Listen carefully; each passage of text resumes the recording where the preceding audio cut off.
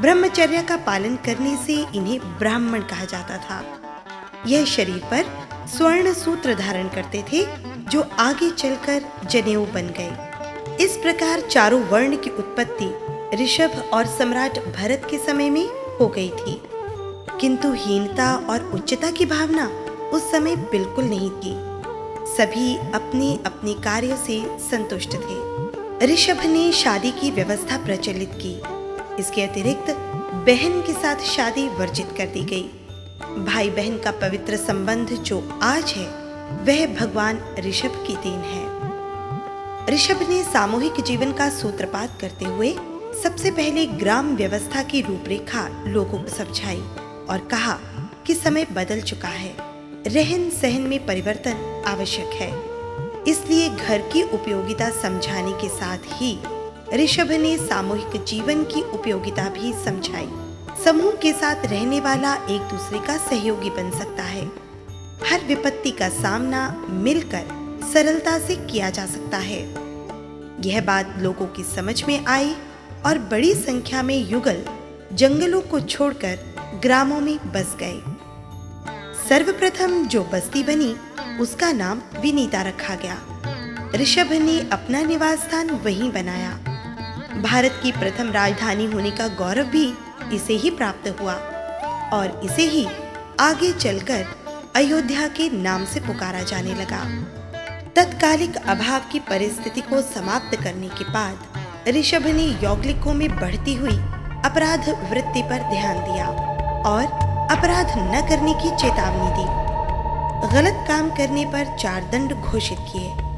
अपराधी को कठोर शब्दों से प्रताड़ित करना, सीमा विशेष में रोके रखना, कैद करना और लांछित करना।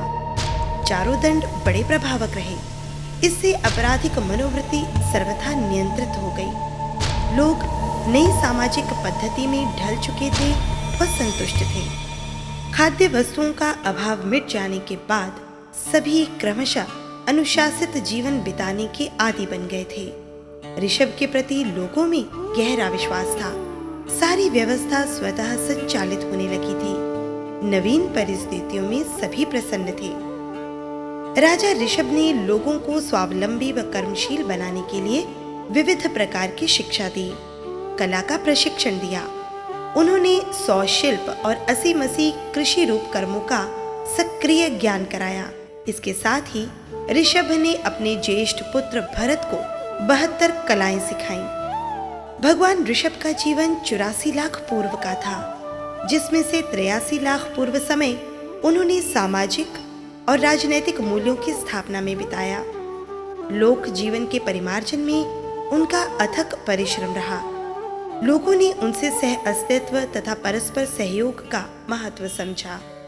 तत्कालिक व्यावहारिक जीवन की कठिनाइयों का समाधान करने के बाद भगवान ऋषभ ने धर्म नीति का प्रवर्तन करने का निश्चय किया और सब प्रकार से पूर्णता निर्वृत्त होकर वह वर्षीदान देने लगे। वर्षीदान से सब लोगों को पता लग गया कि बाबा ऋषभ घर छोड़कर जाने वाले हैं। भोले भाले लोग इस बात से बहुत बेचैन हुए, इसलिए उन्होंने सोचा कि वे लोग बाबा का अनुगमन करने वाले बन जाएं, फिर कोई संकट नहीं है। हर समस्या का समाधान बाबा स्वयं करेंगे। इसी धुन में निष्क्रमण की तिथि चैत्र कृष्णा अष्टमी के दिन 4000 व्यक्ति ऋषभ के पास एकत्रित हो गए। ठीक समय पर ऋषभ ने अभिनिष्क्रमण किया, जिसे देखने के लिए दूर दूर से लोग पहुंचे थे। साधना के प्रति सभी को अज्ञात विस्मय हो रहा था। 64 इंद्रों के साथ हजारों देव भी उत्सव में सम्मिलित हुए। शहर के बाहर उपवन में पहुंचकर ऋषभ ने अपने वस्त्र आभूषण उतारकर इंद्र को सौंप दिए। अब ऋषभ ने केश लुंचन प्रारंभ किया, परंतु मध्य भाग में रहे केशों को लुंचन न कर इंद्र की प्रार्थना पर उन केशों को वैसे ही छोड़ दिया। भगवान ऋषभ का अनुकरण अन्य लोगों ने भी करना प्रारंभ कर दिया। संभवतः चोटी की परंपरा वहीं से चल पड़ी।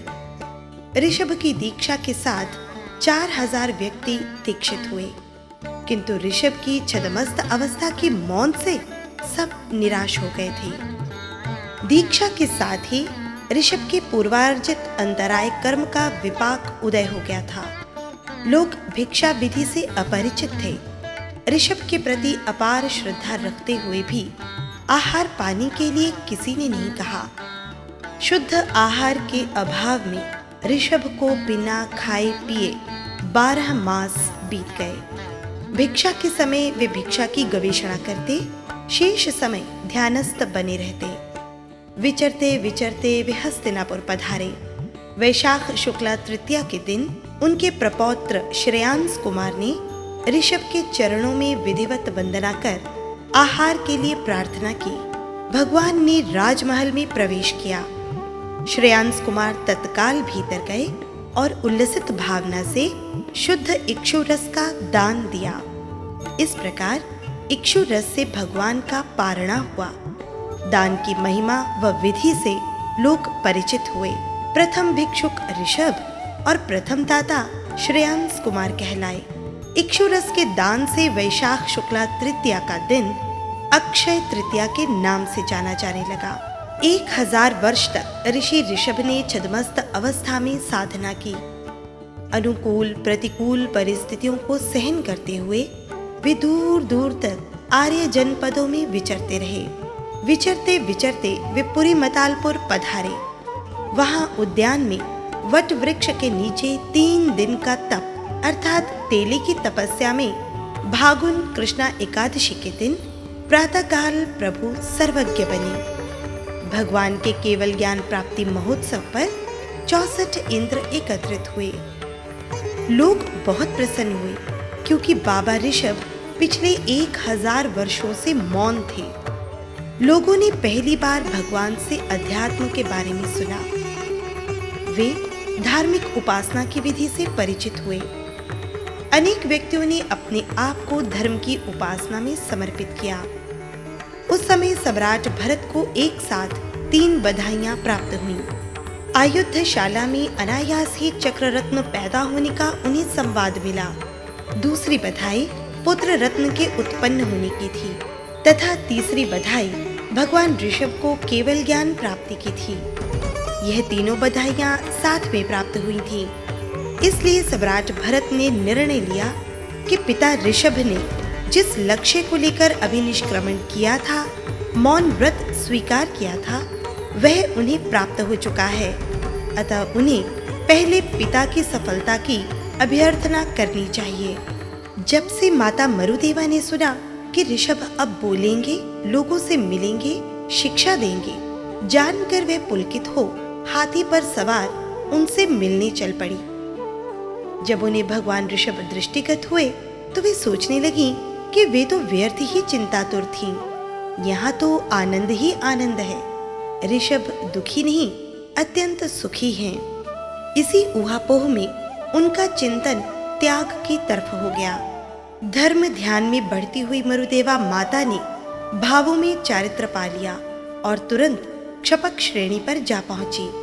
वे 13वें गुणस्थान को प्राप्त कर सर्वज्ञ बन गई और 14वें गुणस्थान में रहे अघाती कर्मों का भी क्षय करके उन्होंने सिद्धत्व प्राप्त कर लिया।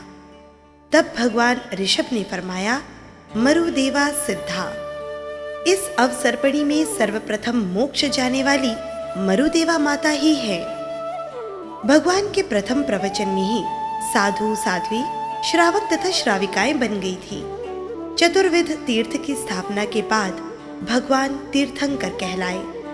क्रमशः काफी लोग यथाशक्ति साधना में रत हुए। उस समय के युग को ऋजु अर्थात सरल जड़ कहा जाता था। भगवान ऋषभ ने अपने 98 पुत्रों से कहा, अब समय है सभी का पथ प्रदर्शन करने का।